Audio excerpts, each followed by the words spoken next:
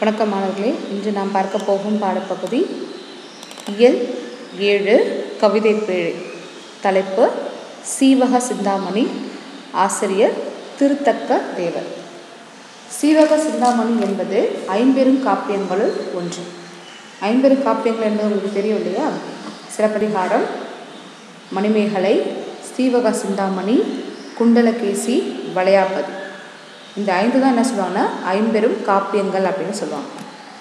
இப்போ நூல்வழி பார்க்கலாம். சீவக சிந்தாமணி ஐம்பெரும் காப்பியங்களுள் ஒன்று. இது விருத்தப்பாவால் தோன்றிய முதல் காப்பியம். சரியா? இளம்பகம் என்ற உட்பிரிவுகளை கொண்டது. இளம்பகம் அப்படின்னா ஒரு கதை தழுவிய ஒரு செய்தி, அதுதான் என்ன சொல்லுவாங்கன்னா இளம்பகம் அப்படின்னு சொல்லுவாங்க. இதில் மொத்தம் எத்தனை இளம்பகங்கள் இருக்குது அப்படின்னா 13 இளம்பகங்களை கொண்டது.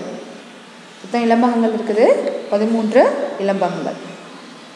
இந்த நூலுக்கு இன்னொரு பெயர் என்ன அப்படின்னா மணநூல் அப்படின்னு சொல்லுவாங்க. ஏன்னா இந்த கதை தலைவனான சீவகன் பல பெண்களை திருமணம் செய்து கொள்ளும். இப்போ அந்த நிகழ்ச்சிகள்லாம் சொல்கிறதால இது மணநூல் அப்படின்னு சொல்கிறாங்க. நாமகள் இளம்பகத்தில் நாட்டு வளம் என்னும் பகுதி பாடமாக அமைந்துள்ளது. இதன் ஆசிரியர் திருத்தக்க தேவர். இவர் சமண சமயத்தை சார்ந்தவர். இன்பச்சுவை மிக்க இலக்கியமும் இயற்ற முடியும் என்று நிறுவும் வகையில் இக்காப்பியத்தை இயற்றினார். இவரது காலம் 9ஆம் நூற்றாண்டு. சீவக சிந்தாமணி பாடுவதற்கு முன்னோட்டமாக நரிவிருத்தம் என்ற நூலை இவர் இயற்றினார். இதில் நிறைய குறிப்புகள் இருக்கு பாருங்க. சீவக சிந்தாமணியின் வேறு பெயர் அப்படின்னா மணநூல் அப்படின்னு சொல்லணும். அதுக்கப்புறம் சீவக சிந்தாமணி இயற்றியவர் யார் அப்படின்னா திருத்தக்க தேவர். இதில் இருக்கக்கூடிய இளம்பகங்களின் எண்ணிக்கை என்ன அப்படின்னா 13. சரியா? அப்போ நரிவிருத்தம் பாடியவர் யார் அப்படின்னாலும் யாரை சொல்லணும்? நீங்கள் திருத்தக்க தேவர் தான் சொல்லணும். சரியா? இவர் சீவக சிந்தாமணி எழுதுனதுக்கப்புறம் தன்னுடைய ஆசிரியர்கிட்ட போய் சொல்கிறாரு. அப்போ ஒரு ஆசிரியர் என்ன சொல்கிறாருன்னா, ஒரு ஓடுற நரியை பார்த்து முதல்ல நீ இந்த ஒரு நரி ஓடுது பேசிகிட்டு இருக்கும்போது அப்போ என்ன சொல்கிறேன்னா, அந்த நரியை பார்த்து நீ ஒரு நரியை வைத்து நீ ஒரு பாடல் எழுது அப்படின்னு சொல்கிறாருன்னா, அந்த ஓடுகிற நரியை பார்த்து தன்னோட ஆசிரியர் சொன்ன காரணத்துக்காக நரிவிருத்தம் என்ற ஒரு நூலை அவர் எழுதுகிறார். அதே மாதிரி திருத்தக்க தேவர் ஒரு சமண துறவி இல்லையா? ஒரு துறவியால் எப்படி இல்லற வாழ்க்கையை பற்றி இவ்வளவு இன்பச்சுவை மிக்க இலக்கியமாக இயற்ற முடியும் அப்படின்ட்டு நிறைய வினாக்கள் எழுதுது. அப்போ என்ன சொல்கிறாங்கன்னா, இவருடைய துறவு நிலையை சோதிப்பதற்காக பழுக்க காய்ச்ச கம்பி இருக்கு இல்லையா? அந்த பழுக்க காய்ச்ச இரும்பு கம்பியை அவர் கையால் பிடிக்க சொல்கிறாங்க.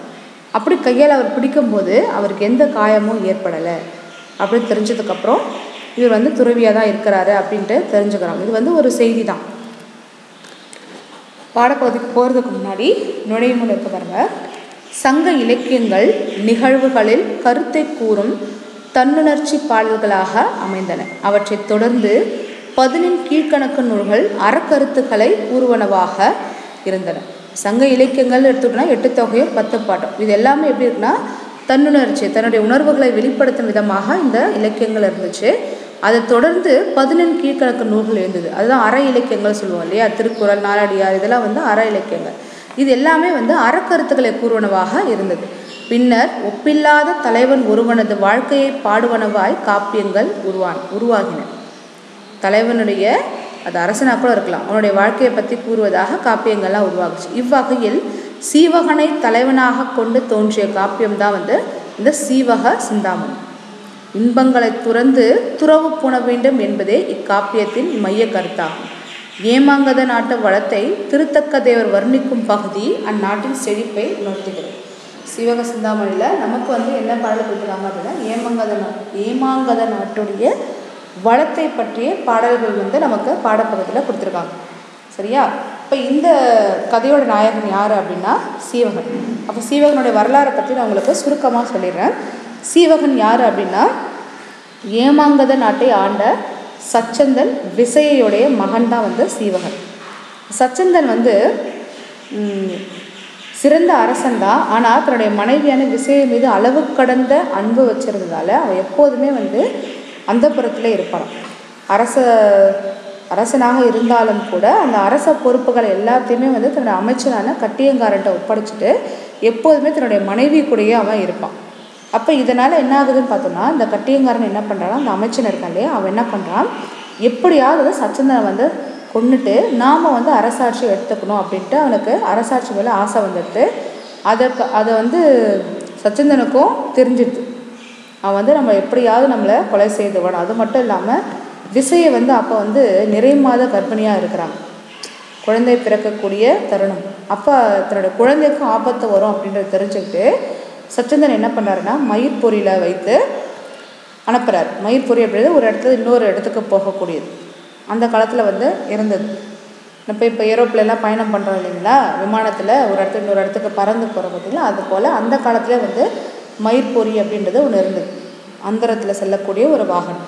அதில் தன்னுடைய மனைவியான விசை ஏற்றி அவர் அனுப்புகிறாரு. அந்த மயிர்பொறி நேராக போயிட்டு எங்கே போகுதுன்னா ஒரு சுடுகாட்டில் போயிட்டு இறங்குது. அப்போ அந்த சுடுகாட்டை தான் சீவகன் வந்து பிறக்கிறான். அப்போ அங்கே வந்து ஒரு வணிகன் வந்து வரான், சீதத்தன் என்று சொல்லக்கூடிய ஒரு வணிகன். அவனுடைய குழந்தை வந்து அவனுடைய குழந்தை இறந்து போயிடுது. அந்த குழந்தையை புதைக்கிறதுக்காக அந்த சுடுகாட்டுக்கு வரான். அப்போ வந்து சீவகனை பார்க்குறான். விசை என்ன பண்ணுறாங்கன்னா, தன்னால் இந்த குழந்தைய வந்து வளர்க்க முடியாது அப்படின்றதுக்காக இவங்ககிட்ட இருந்துச்சுன்னா அந்த குழந்தை நல்லா வளரும் அப்படின்னு என்ன பண்ணுறாங்கன்னா அந்த குழந்தைய அங்கேயே விட்டுடுறாங்க. அப்போ இவர் அழகான அந்த குழந்தைய இந்த வணிகன் பார்த்ததுக்கப்புறம் அவனை தூக்கிட்டு போயிட்டு அவனை வளர்க்குறான். சீவகன் அப்படின்னு பெயர் வைத்து அவனும் வளர்க்க ஆரம்பிக்கிறான். அந்த சீவகன் வந்து ஆயக்கலைகள் 64 அவன் கற்றுக்கொள்கிறான். எல்லா கலைகளுமே அவன் கற்றுக்கிறான். அதுக்கப்புறம் உலக கடைசியாக வந்து பல பெண்களை திருமணம் செய்திக்கிறான்.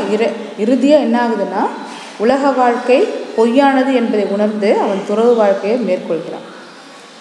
சரியா? அவன் வந்து தன்னுடைய தந்தையை வந்து கொலை செய்த கட்டியங்காரனை அழித்து அவனோட நாட்டையும் வந்து அவன் மீட்டெடுக்கிறான். கடைசியாக துறவரம் போயிடான். இதுதான் வந்து சீவகனுடைய கதை. இப்போ நம்ம வந்து திருத்தக்கதைகள் வர்ணிக்கக்கூடிய ஏமாங்கத நாட்டுடைய வளத்தை பற்றி பார்க்க போகிறோம். அதுக்கு முன்னாடி இதில் வந்து 13 இளம்பகங்கள் இருக்குது இல்லையா, அந்த 13 இளம்பகங்கள் என்ன அப்படின்றத வரிசைப்படுத்தி கொடுத்துருக்காங்க பாருங்கள். நாமகள் இளம்பகம், கோவிந்தையார் இளம்பகம், காந்தர்வதத்தையார் இளம்பகம், குணமாலையார் இளம்பகம், பதுமையார் இளம்பகம், கேமசரியார் இளம்பகம், கனகமாலையார் இளம்பகம், விமலையார் இளம்பகம், சுரமஞ்சியார் இளம்பகம், மண்மகள் இளம்பகம், பூமகள் இளம்பகம், இலக்கணையார் இளம்பகம், முத்தி இளம்பகம். இந்த முத்தி இளம்பகம் என்று சொல்லப்படுவது அவன் கடைசியாக துறவு வாழ்க்கை மேற்கொள்கிறாலே அதுதான் இந்த முத்தி இளம்பகம் அப்படின்னு சொல்லுது. இப்போ ஏமாங்கத நாட்டு வளத்தை பற்றி பாடல்கள் கொடுத்துருக்காங்க. முதல்ல வந்து பார்ப்போற்றும் ஏமாங்கதம், அதாவது ஏமாங்கத நாட்டுடைய பெயரும் இந்த நாட்டுடைய புகழை பற்றியும் கொடுத்துருக்காங்க. இப்போ பாடல் பாருங்கள். காய்மாண்ட தெங்கின் பழம் வீழ, கமுகின் நெற்றி பூமாண்ட தீந்தேன் தொடைக்கீறி, வறுக்கை பொழுந்து தேமாங்கனி சிதறி, வாழைப்பழங்கள் சிந்தும் ஏமாங்கதம் என்னும் இசையால் திசை போயது உண்டே. காய்மாண்ட தெங்கின் பழம் வீழ, அதாவது காய் மாண்ட அப்படின்னா, இப்போ இந்த தென்னை மரத்தில் வந்து முற்றிய தேங்காய் இருக்கு இல்லையா, அந்த முற்றிய தேங்காய் என்ன பண்ணும் அப்படின்னா, அது நன்றாக முற்றிய பிறகு தானாக அந்த மரத்தில் வந்து விழுந்துடும். அதனால தான் என்ன சொல்கிறாங்கன்னா காய்மாண்ட தெங்கின் அப்படின்னு. இந்த இடத்துல தெங்கு அப்படின்னு சொல்லப்படுறது தேங்காய். சரியா? அப்போ நன்றாக முற்றிய அந்த காய்ந்த தேங்காய் என்ன பண்ணுன்னா அந்த தென்னை மரத்திலிருந்து வீழ. அதனால தான் இந்த பழம் அப்படின்னு ஏன் சொல்கிறாங்கன்னா அந்த முற்றிய தேங்காய் தான் பழம் அப்படின்னு சொல்கிறாங்க. சரியா? அப்போ நன்றாக முற்றிய அந்த தென்னை நெற்று வந்து விழுது. விழும்பொழுது அது எங்கே விழுது அப்படின்னா கமுகின் நெற்றி. கமுகு அப்படின்றது பாக்கு மரம். சரி, அந்த பாக்கு மரத்தின் உச்சியில் விழுந்து பூமாண்ட தீந்தேன் தொடைக்கீரி, அந்த பாக்கு மரத்தில் தேன் கூடு இருக்குது. அப்போ அந்த முற்றிய தேங்காய் வந்து தேன் கூட்டில் விழுது. அதனால தான் தொடைக்கீரி அப்படின்னு சொல்கிறாங்க. தேன் கூடை வந்து உடைந்து வறுக்கை போழ்ந்து, அதாவது அதுக்கப்புறம் என்ன ஆகுதுன்னா அந்த பாக்கு குலைகளை வந்து அந்த தேன் கூடு இருக்குல்லே அதையும் சிதற செய்து, அந்த பாக்கு குலைகளையும் சிதற செய்து, அதுக்கப்புறம் எங்கே விழுது அப்படின்னா வறுக்கை போழுது. வறுக்கை அப்படின்னு சொல்லப்படுறது இந்த பலாப்பழங்கள். இந்த பலாப்பழ மரத்து மேலே விழுது. விழும்பொழுது அந்த பலாப்பழங்களை பிளந்து அந்த பலா சுளைகளை வந்து என்ன பண்ணுதான் தெரிக்குது.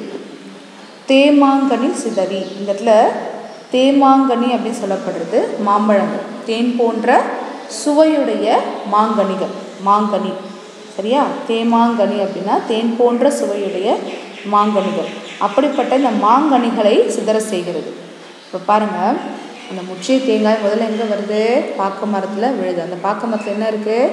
தேன் அடை இருக்குது. அந்த தேன் அடையை கீறி அந்த பாக்கு குலைகள் இருந்ததும் அதை பட்டு அதுக்கப்புறம் நேராக எங்கே விழுது? பலாமரத்து மேலே விழுது. அந்த பலாப்பழங்களை சிதற செய்து அதுக்கப்புறம் எங்கே விழுது?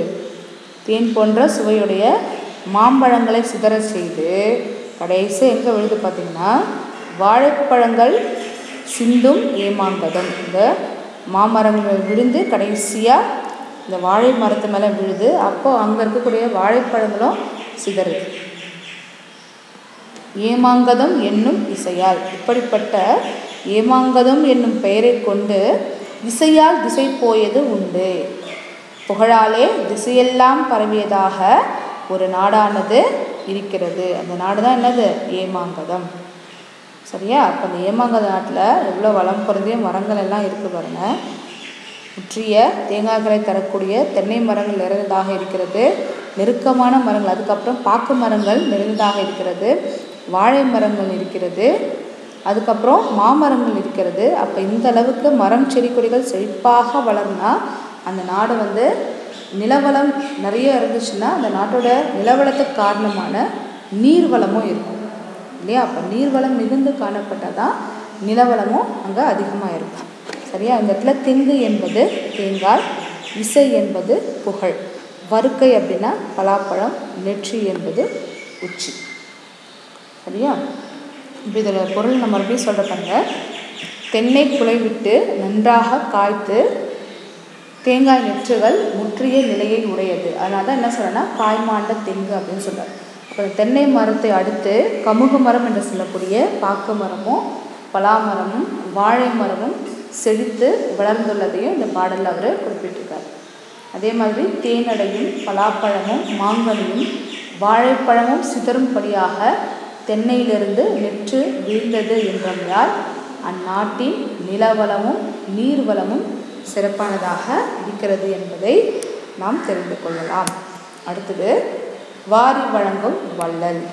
அந்த நாட்டுடைய நீர்வளம் எத்தகையதாக இருக்கிறது, இந்த அருவியானது வெள்ளமாக பரவி எப்படி வந்து ஏமாங்கத நாட்டிற்கு வளத்தை சேர்க்கிறது என்பதுதான் இங்கே கொடுத்துருக்காங்க. இந்த இடத்துல வாரி வழங்கும் வள்ளல் என்று சொல்லப்படுவது ஏமாங்கத நாட்டில் பாயக்கூடிய அந்த நீர். வள்ளல் கைத்தல மாந்தரின் மால்வரை கொள்ளை கொண்ட கொடுநிதி குப்பையை உள்ளம் இல்லவர்க்கு ஊர்தொரும் உய்த்து உராய் வெள்ளம் நாடு மடுத்து விரைந்ததே. அதாவது வெள்ளம் அப்படின்னு சொல்லப்படுறது என்ன? அருவியால் உண்டாகிய வெள்ளம். சரியா? வள்ளல் கைத்தல மாந்தரின் மால்வரை கொள்ளை கொண்ட கொடுநிதி குப்பை அப்படின்னா இந்த வள்ளல்கள் யார் அப்படின்னா பிறருக்கு உதவும் தன்மை உடையவர்கள் தான் வள்ளல்கள். யார் எப்படின்னே தெரியாது, யார் வந்து தன்னிடம் உதவி என்று கேட்டாலும் அவர்களுக்கு உதவக்கூடிய தன்மை உடையவர்கள் தான் வள்ளல்கள் அப்படின்னு சொல்லுவாங்க. அப்படிப்பட்ட வள்ளல் தன்மை வாய்ந்த கைகளை கொண்ட நல்ல மக்களைப் போல மால்வரை கொள்ளை கொண்ட, மால் அப்படின்னா பெரியது, வரைனா மலை, அப்போது பெரிய மலையிலிருந்து கொள்ளை கொண்ட வாரிக்கொண்டு வந்த கொடுநிதி குப்பையை, கொடுநிதி குப்பைனா வளம் இருந்த பல்வகை செல்வங்கள். இந்த இடத்துல குப்பைன்றது குப்பைகள் கிடையாது, செல்வங்கள், வளங்கள். இப்போ மலையிலிருந்து வரும்பொழுது அங்கே இருக்கக்கூடிய செல்வங்களை வளத்தை எல்லாத்தையுமே அந்த நீரானது அடித்து கொண்டு வருகிறது. அவ்வாறு எடுத்துக்கொண்டு வந்த இந்த செல்வங்களை உள்ளம் இல்லவர்க்கு, உள்ளம் அப்படின்னு சொல்கிறது துன்பப்படக்கூடிய மக்கள், வறுமையில் உள்ள மக்களுக்கு ஊர்தோறும் உய்த்து உராய் அப்படின்னா ஊர்தோறும் கொண்டு சென்று கொடுத்து உதவுகிறது. எதுனா இந்த வெள்ளம், வெள்ளம்னா நீர்.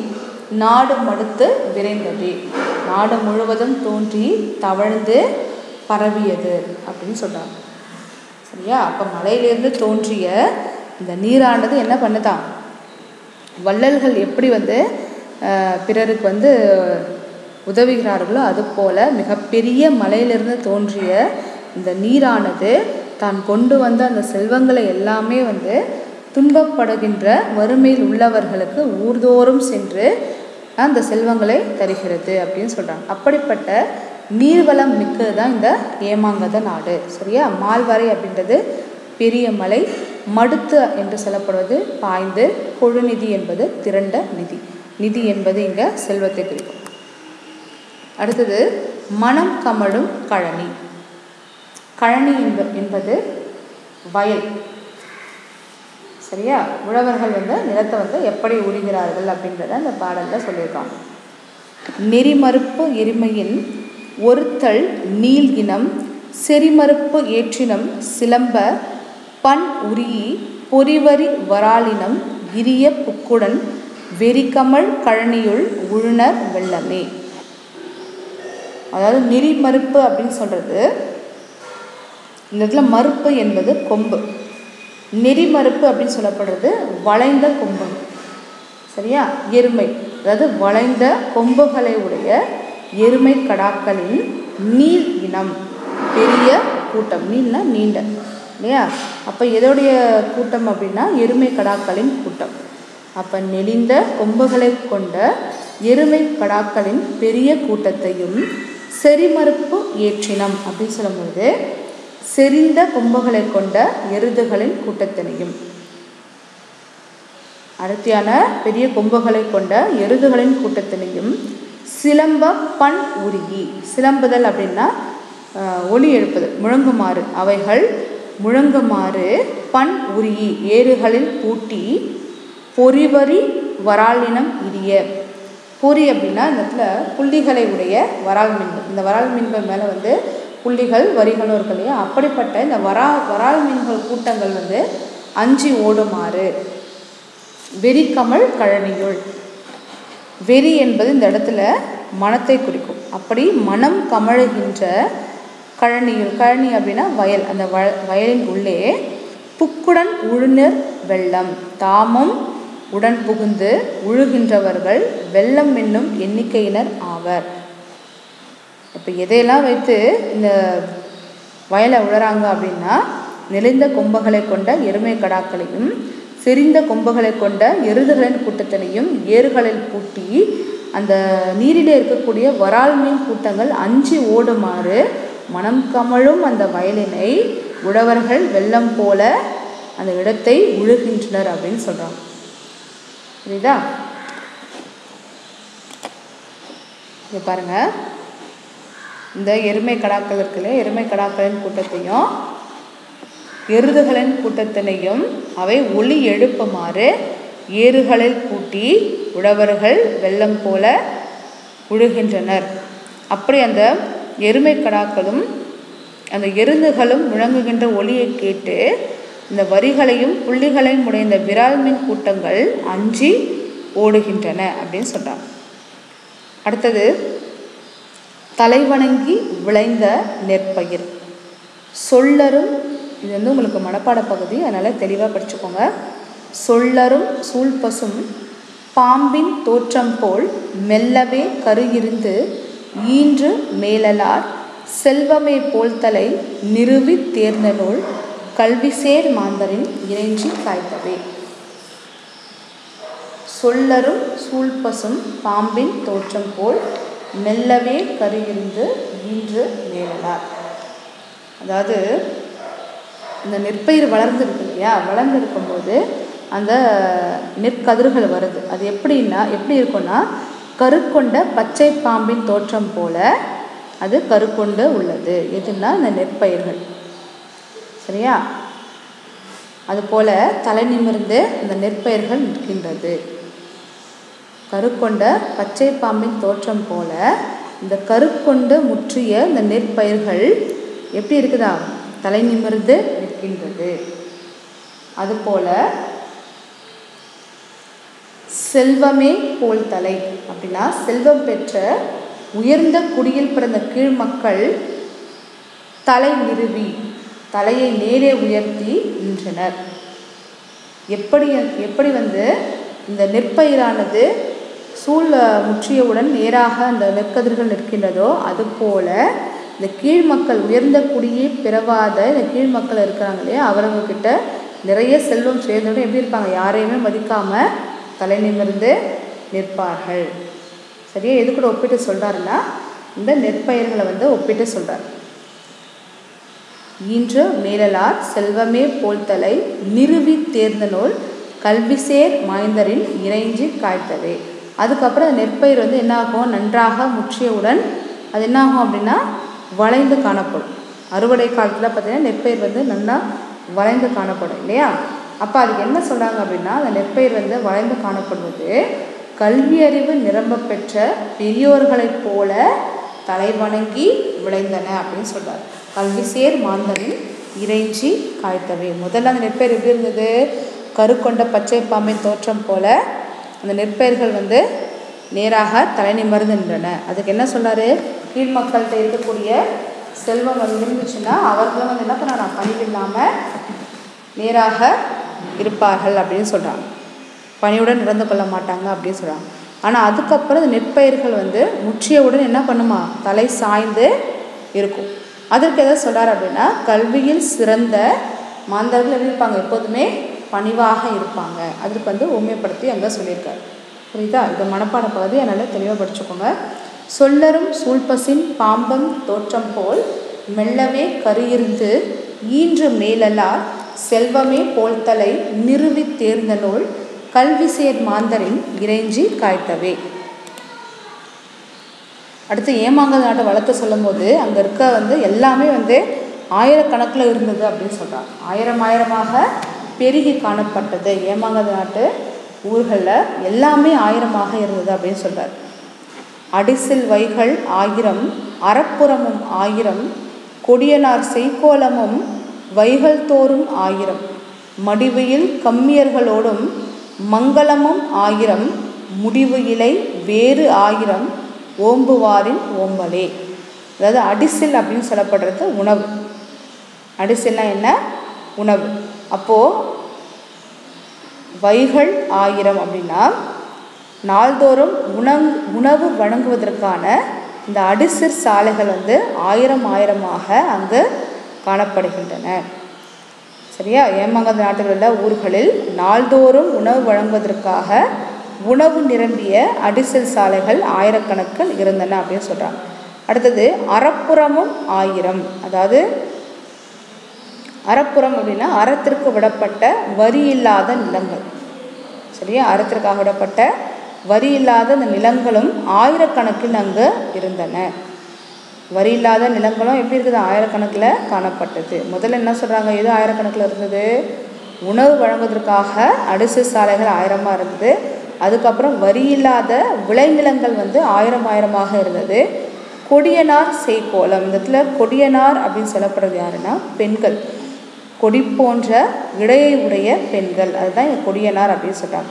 செய்கோலமும் அப்படின்னா தம்மை அலங்கரித்து கொள்ளக்கூடிய அலங்காரங்களும் வைகள் தோறும். இந்த இடத்துல வைகள் அப்படின்னு சொல்லப்படுறது நாள்தோறும். சரியா, அப்போ கொடி போன்ற இடையுடைய பெண்கள் தம்மை அலங்கரித்து கொள்ளக்கூடிய அந்த அலங்காரங்களும் எப்படி இருந்ததா, ஆயிரக்கணக்கில் இருந்தன. புரியுதா. அடுத்தது மடிவையில் கம்மியர்களோடும். தொழிலில் மடிவையில் அப்படின்னா தான் செய்யக்கூடிய தொழில் சோம்பல் இல்லாமல் உழைக்கக்கூடிய கம்மியர்கள். சரி, அந்த கம்மியர்கள் அப்படின்னு சொல்கிறது யாருன்னா நகை செய்பவர்கள். அப்படி தன்னோட தொழிலில் எப்போதுமே சோம்பல் இல்லாமல் உழைத்து கொண்டே இருக்கக்கூடிய இந்த கம்மியர்களோடு மங்களமும் 1000 நடைபெற்ற திருமணங்களும் அங்கு 1000 அப்படின்னு சொல்கிறாங்க. ஒடிவு இலை வேறு 1000 ஓம்புவாரின் ஓம்பலே. இவையெல்லாம் வேறு வேறாகிய ஆயிரக்கணக்கான பாதுகாப்பவர்களால் காக்கப்படுவதால் இவை என்றுமே தடைப்படுவது இல்லை அப்படின்னு சொல்கிறாங்க. புரியுதா. இது மட்டும் இல்லாமல் அந்த அங்கே பாதுகாக்கக்கூடிய பாதுகாவலர்கள் கூட எத்தனை பேர் இருக்காங்க, 1000 இருக்கிறாங்க. அதனால் அந்த திருமணமோ இல்லை இங்கே நடக்கக்கூடிய நிகழ்வுகள் எதுவுமே வந்து அங்கே தடைப்படுவது இல்லை அப்படின்னு சொல்கிறாங்க. சரியா, இந்த பாடலோட பொருள் நான் சொல்ல பாருங்க.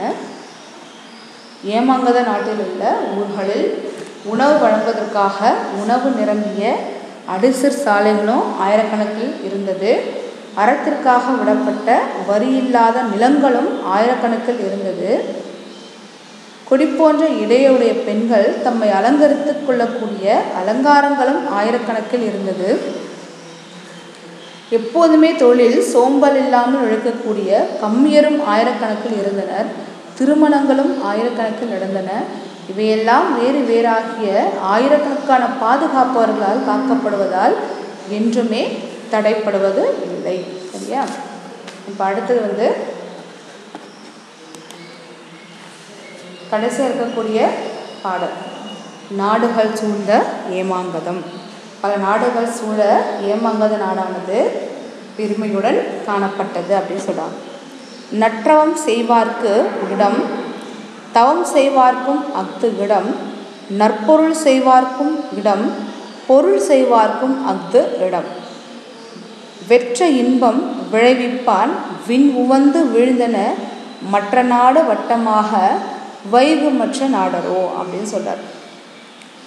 அதாவது நற்றவம் செய்வார்க்கும் இடம் அப்படின்னா அங்கு தவம் செய்யக்கூடிய முனிவர்களுக்கும் இடமாக அந்த ஏமாங்கத நாடானது காணப்பட்டது. தவம் செய்வார்க்கும் இடமாக காணப்பட்டது. அதாவது இந்த இடத்துல தவம் அப்படின்னு சொல்லப்படுறது எது அப்படின்னா இல்லற வாழ்க்கை. அப்போ இல்லற வாழ்க்கைக்கும் தவம் என்பது உண்டு, இல்லற கடமைகளும் உண்டு இல்லையா? அப்படிப்பட்ட இல்லற தவம் செய்பவர்களுக்கும் அந்த நாடு இடமாக இருந்தது. சரியா? அதுக்கப்புறம் நற்பொருள் செய்வார்க்கு இடம். இந்த இடத்துல நற்பொருள் அப்படின்னு சொல்லப்படுறது எதுன்னா அழியாத செல்வமாகிய கல்வி. சரியா? அழியாத சிறந்த பொருளாகிய கல்வியை தேடுவார்க்கும் அந்த நாடு இடமாக இருந்தது. தவம் செய்பவர்களுக்கு இடமாக இருந்தது, இல்லற வாழ்க்கை அறத்தை கடைபிடிப்பவர்களுக்கும் அது இடமாக இருந்தது, அழியாத செல்வமாகிய கல்வியை தேடுபவர்களுக்கும் அது இடமாக இருந்தது, பொருள் செய்வார்க்கும் அஃது இடம். அது மட்டும் இல்லாமல் பொருள் செய்வோம், நிலையில்லாத செல்வ பொருளை தேடுவோம். கல்வி என்பது நிலையான ஒரு செல்வம், அழிவில்லாத ஒரு செல்வம். ஆனால் இந்த பொருள் என்பது தன்னுடைய நிலையை உயர்த்தி கொள்வதற்கான செல்வம். அது எப்போதுமே நிலையில்லாதது இல்லையா?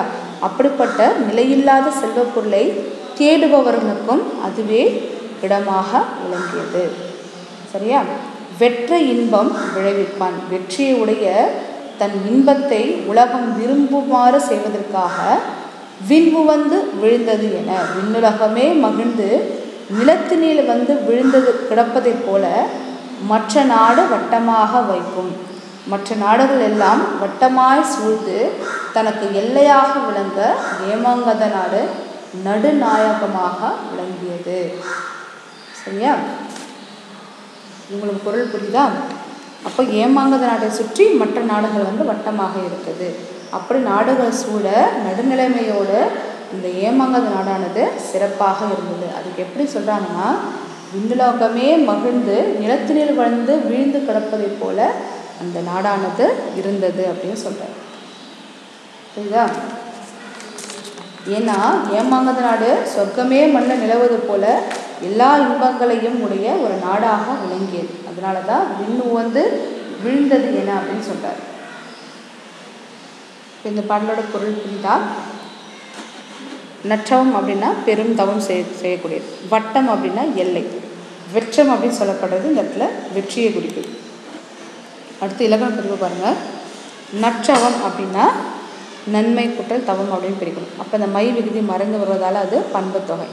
செய்கோலம் அப்படின்றது செய்கோலம், செய்யும் கோலம், செய்கின்ற கோலம் அப்படின்னு சொல்லிட்டு 3 காலத்தையும் பிரிப்பதால் அது வினைத்தொகை. தேமாங்கனி அப்படின்னு சொன்னால் தேன் போன்ற மாங்கனி.